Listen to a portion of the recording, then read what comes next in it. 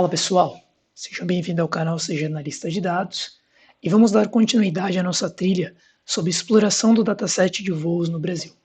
Estamos no nosso quarto vídeo e hoje a gente vai explorar um pouco as dimensões que a gente tem no nosso dataset. Então, vamos acompanhar esse vídeo, tem alguns materiais que estão bem interessantes e no final eu vou deixar um desafio para vocês possam tentar resolver e eu acredito que vocês vão conseguir. Então, vamos lá. No nosso último vídeo, só para que você entenda, nós paramos aqui e agora a gente está aqui dando continuidade nas explorações das dimensões. Uma coisa que eu gosto muito de fazer e que eu vou trabalhando é olhar o nome das... Como é que eu posso falar? Olhar o nome das dimensões. Então, às vezes eu não lembro o nome da coluna, enfim, tudo mais. Então, dataframe.info e vem aqui pra gente o nome das colunas ali que a gente tem logo de cara. O que eu fiz agora foi definir algumas perguntas para que a gente pudesse responder. Então a gente pensa em algumas perguntas para que a gente possa responder e conhecer o nosso dataset. A primeira pergunta que eu fiz aqui foi: quais são as origens mais frequentes? Né? Então, quero saber quais são as origens mais frequentes. E o primeiro ponto que eu faço aqui é, eu quero saber quantos registros a gente tem, então, quantos aeroportos a gente tem, e eu quero saber, né, como eu sei que tem dado nulo, porque eu já fiz aquela exploração prévia, eu quero saber se vai diminuir o número de aeroportos ou não, e aqui a gente tem a resposta, né, é 189 mesmo, eu não tenho nada nulo lá, então tá tudo bem. Aí aqui, ó, o que a gente faz? Eu quero saber, né, quantos voos eu tenho por aeroportos. E eu quero ordenar da maior quantidade para a menor quantidade. Então a gente faz exatamente isso daqui, ó. Eu uso a função groupBy, agrupando pelo aeroporto de origem, uso uma coluna para ser o meu contador. No meu caso, eu vou usar a coluna voos,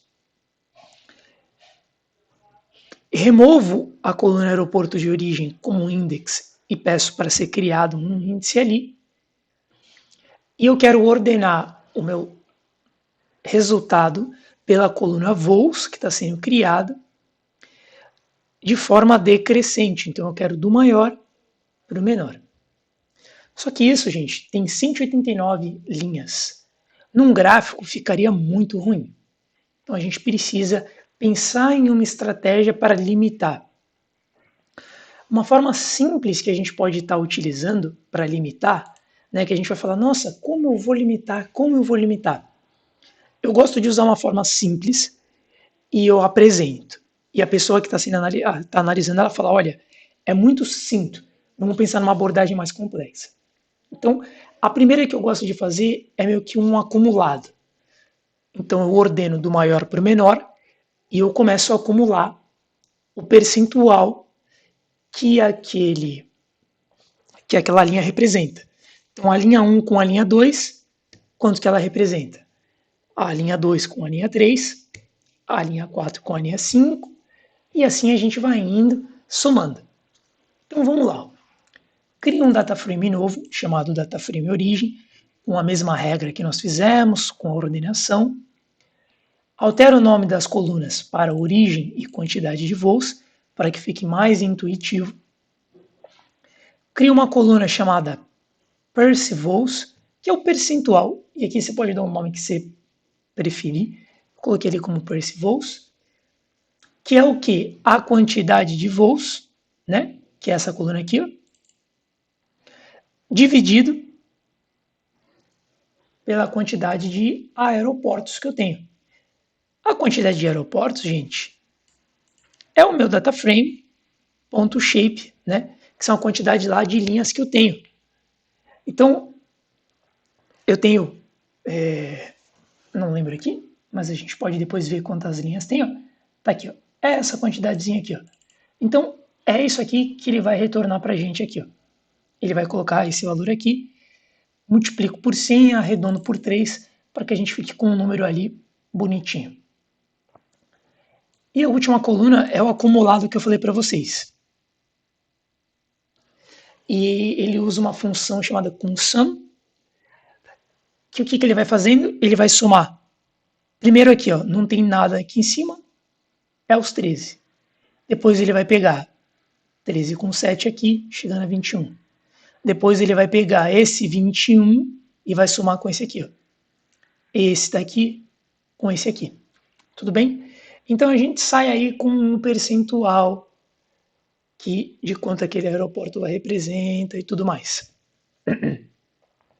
Coloquei um 20 aqui e ó, até essa linha aqui, ó, até o 20º aeroporto, representa 76% dos meus dados. Então, 76% dos voos estão distribuídos ao longo desses 20 aeroportos. Só que se a gente for olhar aqui, ó, a gente já começa a cair para 1% de representatividade. 1, ó, 4, chegando a 0. Então eu, Lucas, a minha estratégia seria o quê? Eu vou fazer um plot com os 20 aeroportos, com o top 20 e apresento. Ó, os dados se concentram, né? 76,37% dos voos nesses aeroportos. Os demais representam o que está faltando desse número aí. Então, essa é uma forma que você tem de apresentar isso e conversar, tá bom? Quando você tem uma grande quantidade. Então, ó, faça um gráfico de barras, usa a função barplot, pega os 20 primeiros, porque já está ordenado, eixo X voos, eixo Y origem, altero o tamanho da minha figura, coloco aqui o nome do título, nome do eixo X, eixo Y não vou colocar nenhum nome, e ó, aqui está aeroporto de destino, ordenado pelas quantidades, e aqui a gente tem a quantidade de voos. O que você pode fazer ó, é copiar essa imagem. Existem várias formas de você salvar essa imagem via comando, mas aqui você pode vir aqui, salvar a imagem como, copiar, colocar no PPT. Então, é uma estratégia aí que você tem, tá aqui, ó. Esse é o nosso gráfico. Então, respondendo aqui, ó, se a gente for falar, quais são as origens mais frequentes? Nós temos aqui, ó, o percentual delas, os aeroportos. Então, aonde está essa concentração? Está aqui, ó. O Guarulhos é o principal aeroporto. E aqui eu coloquei errado. Origem, não é nem destino. É o principal aeroporto de origem. Então aqui ele é o principal aeroporto de origem. Então, muito dos voos, e aí você fala com exatidão, 13% dos voos saem de Guarulhos. Então é uma forma que você pode apresentar.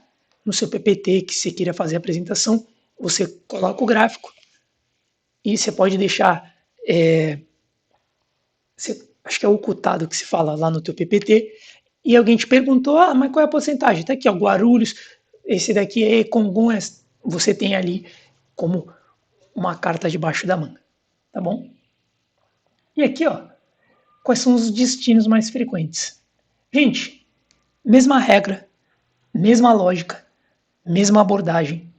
Eu poderia ter uma função encapsulando isso tudo para falar de origem e destino, e eu quero falar de frequência de aeroportos, e eu passo isso para ele, trabalho, mas aqui eu decidi colocar de novo para ser algo bem intuitivo, mas se a gente fosse fazer encapsular, poderia criar uma função.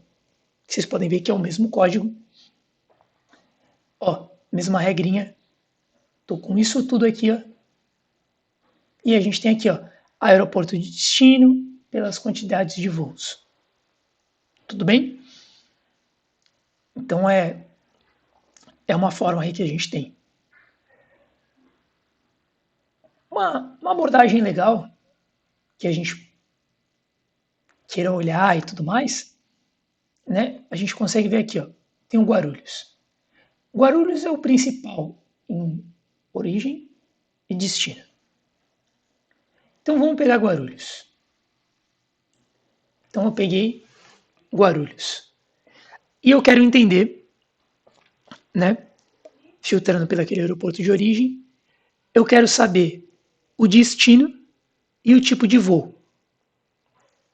Então, ó, traz para mim todos os voos partindo de Guarulhos e me fala qual é o aeroporto de destino e o modelo de voo, se internacional, nacional e assim em diante.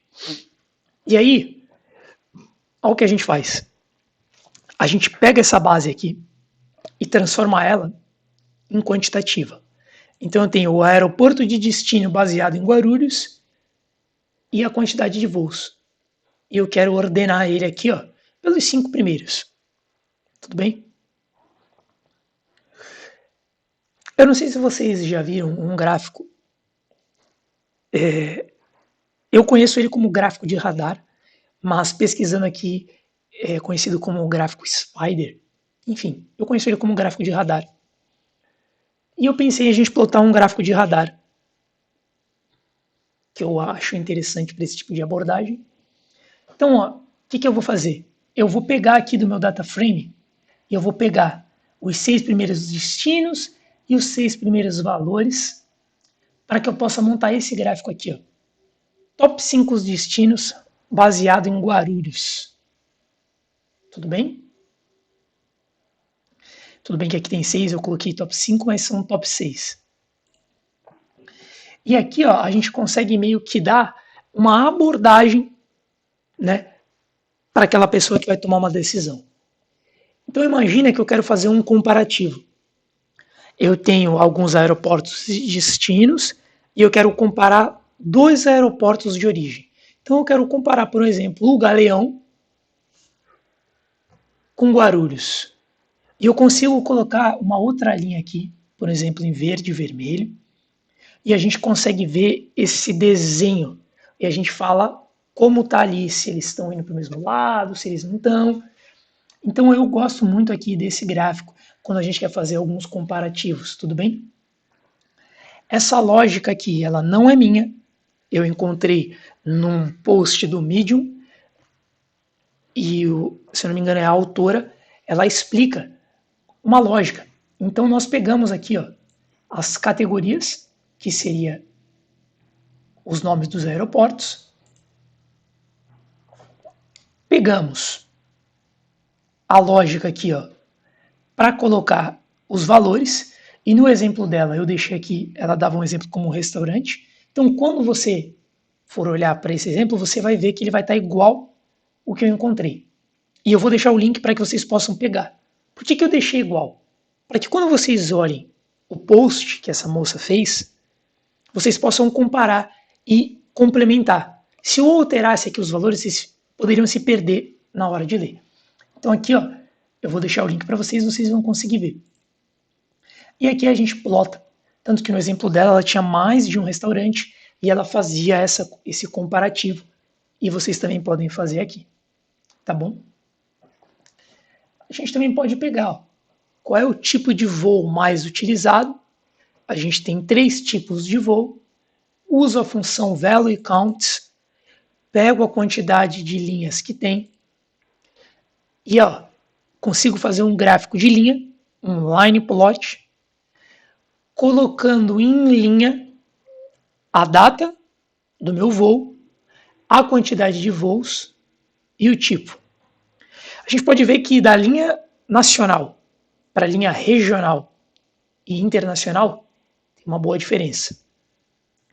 Então o gráfico aqui ele começa a ficar um pouco distorcido quando a gente tem essa discrepância. Então o ideal é que a gente faça uma plotagem separando essas categorias e a gente observe elas de forma separadas. Talvez o regional com o internacional fique até interessante, mas o nacional ele destoa. Então, ó, gente, lógica simples que a gente viu aqui ao longo. Faça um for numa lista, minha lista internacional, nacional e regional. Mesma regrinha que eu fiz aqui em cima está aqui, ó. A única diferença é que eu filtro Então eu quero fazer um gráfico para internacional, nacional, né, e regional. E tá aqui, ó, o internacional, que é esse desenho aqui em laranja, o nacional e o regional. O que eu sugiro a vocês aqui analisarem? Preste atenção nessa escala, na escala Y. O internacional está em 500. Podem ver que é o que ele está aqui, ó. Tudo bem que é essa linha azul. O nacional está numa escala de 3.000 aqui, que é a escala que ele está, que é onde ele chega. E o regional, ele está aqui numa escala de 700, que é onde ele também está. Tá vendo aqui, ó, chegando quase a 1.000, mas nem chega. Então, essa é uma forma aqui que vocês têm de explorar esse gráfico e estar acompanhando. Uma forma também que seria interessante seria, ao invés da gente olhar por dia, a gente olhar por mês. Seria um outro tipo de abordagem. A gente já viu que nos dias tem uma certa preferência de segunda a sexta, sábado e domingo dá aquela queda. Pode ser por N motivos, mas aqui é uma forma aí que a gente encontrou. Queria deixar para vocês um desafio. Queria que vocês agora, que vocês já têm 4 vídeos sobre exploração, manipulação e tudo mais, eu queria deixar 3 perguntas para que vocês respondessem. Então existe alguma companhia aérea que mais se destaca? Ela destoa do total? Qual é a hora que tem mais voos programados? Então, vamos pensar em aeroporto. Qual é o horário que o aeroporto possa ser que tenha uma superlotação, né? E a expectativa versus a realidade. Os voos estão cumprindo o prazo prometido ou não? Os voos estão atrasando. Então eu queria deixar esses 3 desafios para vocês aí responderem. E no próximo vídeo, né, no 5º vídeo, eu quero trazer já uma abordagem relacionada ao GitHub. Então, como a gente cria um repositório no GitHub e como a gente leva essa análise para o Git. Então, o nosso próximo vídeo, o 5º vídeo, acredito que seja o último, é para a gente estar levando essa abordagem lá para o GitHub e armazenando isso. Tudo bem? Se você ainda não assistiu nenhum vídeo da série, está chegando agora, vou deixar aqui o link para você. Nos siga no Instagram, deixe seu like aqui no vídeo. É importante essa interação com vocês, assim eu consigo entender se o conteúdo está bom, se o conteúdo está ruim, e até mesmo sanar as dúvidas de vocês. Tudo bem? Agradeço aí pela audiência e aguardo vocês aí para os próximos vídeos. E um grande abraço, pessoal.